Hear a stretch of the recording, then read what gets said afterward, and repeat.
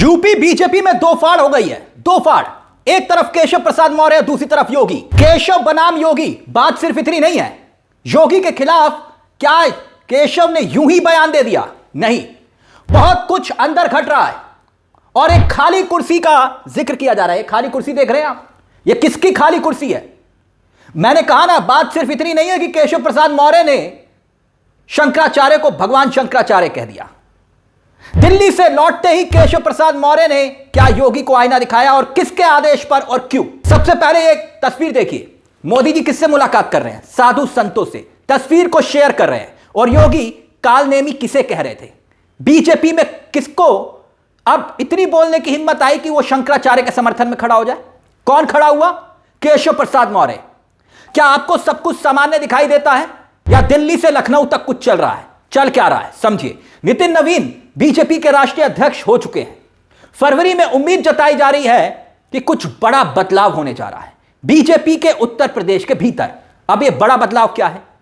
क्या केशव प्रसाद मौर्य अपने बयान के जरिए कोई बड़ा संकेत दे रहे हैं? पूज्य शंकराचार्य जी के चरणों में प्रणाम है, वो बढ़िया स्नान करें, उनसे प्रार्थना है और यह विषय का समापन करें, ऐसे आग्रह। याद करिए, इससे पहले सतुआ बाबा का मामला याद आया। सतुआ बाबा का मामला, केशव प्रसाद मौर्य प्रयागराज पहुंचते हैं और प्रयागराज पहुंचकर डीएम मनीष शर्मा को फटकार लगाते हैं। याद आई ये तस्वीरें? किसको लेकर? सतुआ बाबा को लेकर। कहा रोटी के चक्कर में मत पड़ो सतुआ बाबा की। किसको कहा? डीएम को कहा। पहले इस बयान को सुनिए और फिर उसके बाद कहानी को समझिए। वो खाली कुर्सी का राज क्या है वो भी हम आपको बताएंगे, लेकिन सुनिए केशव प्रसाद मौर्य ने कैसे डीएम को कहा था कि बाबा की रोटी के चक्कर में मत पड़ो। सुनिए जरा।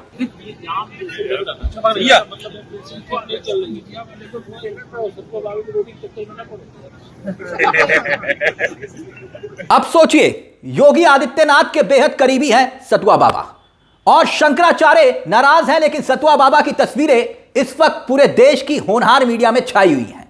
सतुआ बाबा, अधिकारी सतुआ बाबा के यहां रोटियां सेकते हुए दिखाई देते हैं आश्रम में उनके, और उसी को लेकर, उन्हीं सतुआ बाबा को लेकर केशव प्रसाद मौर्य ने सवाल उठाया और अब शंकराचार्य के समर्थन में आकर सीधे तौर पर संकेत दे दिया कि इशारा दिल्ली से है। इशारा दिल्ली से है। और क्या केशव प्रसाद मौर्य यूं ही बयान दे रहे हैं या और भी कुछ मामला है?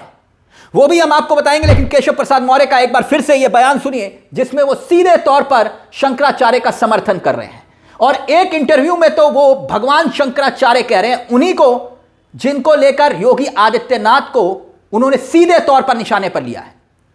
शंकराचार्य ने जिस तरह से सीधे निशाने पर लिया है, और खबर अब यह तक आ रही है कि शंकराचार्य की तबीयत खराब हो रही है, लेकिन किसी को, शासन को, प्रशासन को कोई परवाह नहीं।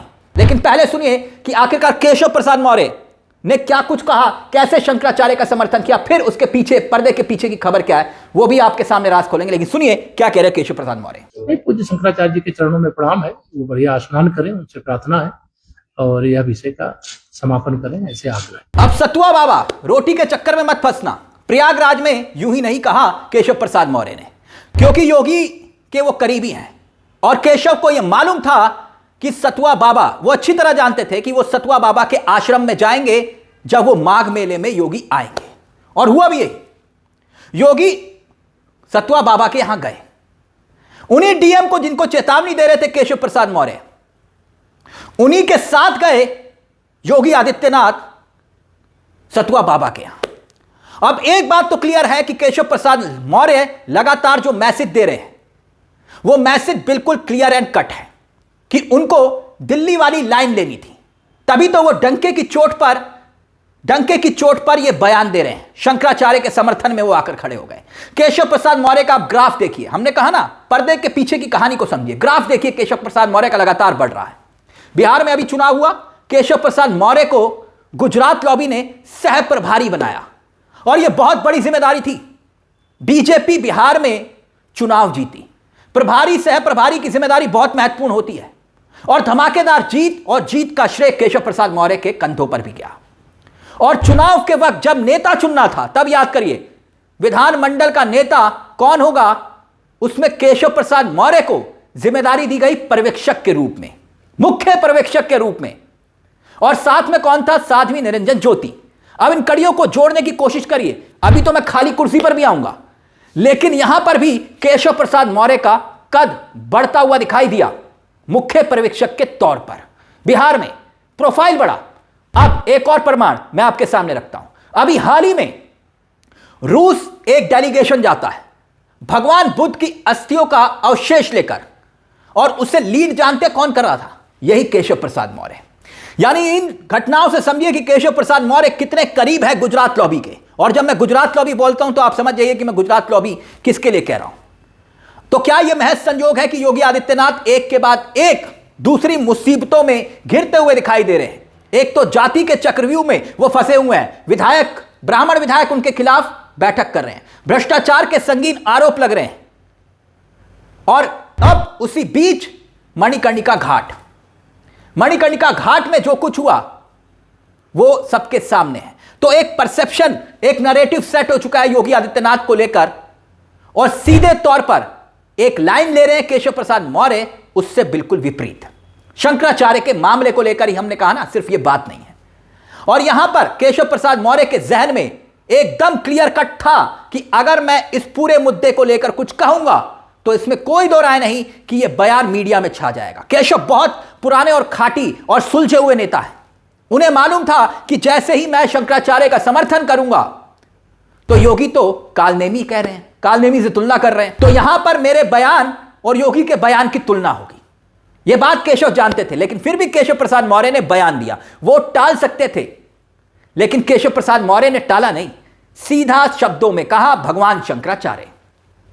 यानी जिन्हें शंकराचार्य साबित करना है खुद को, योगी का प्रशासन कह रहा है कि साबित करिए आप शंकराचार्य हैं, उन्हीं को ही भगवान कह के संबोधित कर रहे हैं केशव प्रसाद मौर्य।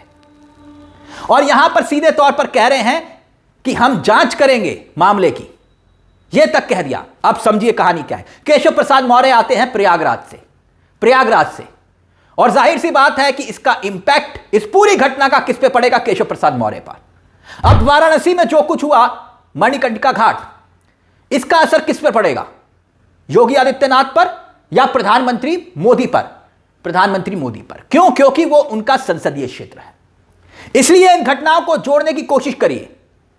वाराणसी दक्षिण, यह वो क्षेत्र है जो मणिकर्णिका घाट के अंतर्गत आता है, और वहां पर वाराणसी दक्षिण में जानते हैं आप लोकसभा चुनाव में क्या हुआ था? प्रधानमंत्री के वोट कम हुए थे, 1 लाख से भी कम हो गए थे, 97,000 पर सिमट गए थे इसी दक्षिण वाराणसी के क्षेत्र में। और अब यह घटनाएं और उसके बाद केशव प्रसाद मौर्य का बयान आपके सामने बहुत बड़ा सवाल खड़ा करता है कि आखिरकार पर्दे के पीछे चल क्या रहा है। अब आते हैं उस तस्वीर पर जिसका शुरू में हमने जिक्र किया। यह खाली कुर्सी जानते किसकी है? खाली कुर्सी है बहुत खास शख्स की, और यह नाम है स्वतंत्र देव सिंह का। स्वतंत्र देव सिंह, मैंने जोर क्यों दिया इस शब्द पर? अब समझिए, बहुत कुछ घट रहा है, बहुत तेजी से घट रहा है, लखनऊ से दिल्ली तक घट रहा है, बहुत कुछ सामने आ रहा है। खाली कुर्सी की कहानी समझिए। 22 जनवरी को कानपुर में एक बैठक होती है, बीजेपी की बहुत बड़ी बैठक, बुंदेलखंड क्षेत्र की बैठक चल रही है। देखिए कौन कौन है इन तस्वीरों में, बीजेपी के सभी बड़े नेता हैं, लेकिन यह बैठक बुलाई किसने थे? बीजेपी के प्रदेश अध्यक्ष पंकज चौधरी ने। कानपुर का पहला दौरा पंकज चौधरी का कानपुर का, और यह तस्वीर आपके सामने है। क्षेत्रीय सम्मेलन है कानपुर बुंदेलखंड क्षेत्र का, और उत्तर प्रदेश पंकज चौधरी प्रदेश अध्यक्ष, और कुर्सी खाली स्वतंत्र देव सिंह की। आप कहेंगे कौन सी बड़ी बात है? बड़ी बात है। मीटिंग हो रही थी, होना चाहिए था स्वतंत्र देव सिंह को, कुर्सी लगी है, लेकिन आते नहीं है। आप कहेंगे कहीं होंगे बिजी, बिल्कुल थे बिजी, व्यस्त थे। राष्ट्रीय परिषद के सदस्य हैं, इसी बुंदेलखंड से आते हैं स्वतंत्र देव सिंह। लेकिन स्वतंत्र देव सिंह गायब क्यों थे आप जानते हैं? क्योंकि उसी दिन, उसी तारीख को 22 जनवरी को स्वतंत्र देव सिंह कहां थे?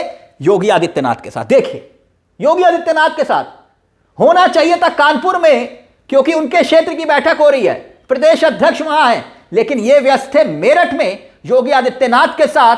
क्या कर रहे थे? मेजर ध्यानचंद राज्य खेल विश्वविद्यालय के निर्माण कार्य की प्रगति की समीक्षा कर रहे थे योगी आदित्यनाथ के साथ। आप कहेंगे ये संजोग हो सकता है, जाना होगा, बिजी हो गए। नहीं, ये वही स्वतंत्र देव सिंह हैं जो योगी आदित्यनाथ के बहुत खास हैं। योगी आदित्यनाथ इन्हें ही स्वतंत्र देव सिंह को प्रदेश अध्यक्ष बनाना चाहते थे, मगर बना कौन? पंकज चौधरी। बैठक किसकी थी? पंकज चौधरी की। नदारद कौन था? स्वतंत्र देव सिंह। और स्वतंत्र देव सिंह थे किसके साथ? योगी आदित्यनाथ के साथ। इसलिए मैंने कहा कि केशव प्रसाद मौर्य का बयान सिर्फ बयान के नजरिए से मत देखिए, पर्दे के पीछे बहुत कुछ चल रहा है, बहुत तेजी से घट रहा है, और यह सियासत के इस खेल को अभी समझिएगा, अभी बहुत कुछ बाकी है। इस मुद्दे को लेकर अपनी राय हमें कमेंट बॉक्स में जरूर दीजिएगा। मुझे तिलक चावला को दीजिए इजाजत। एक छोटी सी दरख्वास्त, चैनल को सब्सक्राइब जरूर कर लीजिएगा। यह मंच आप ही का है जहां हम सिर्फ खबर नहीं दिखाते बल्कि खबर के पीछे की खबर भी बताते हैं। नमस्कार, जय हिंद, जय भारत।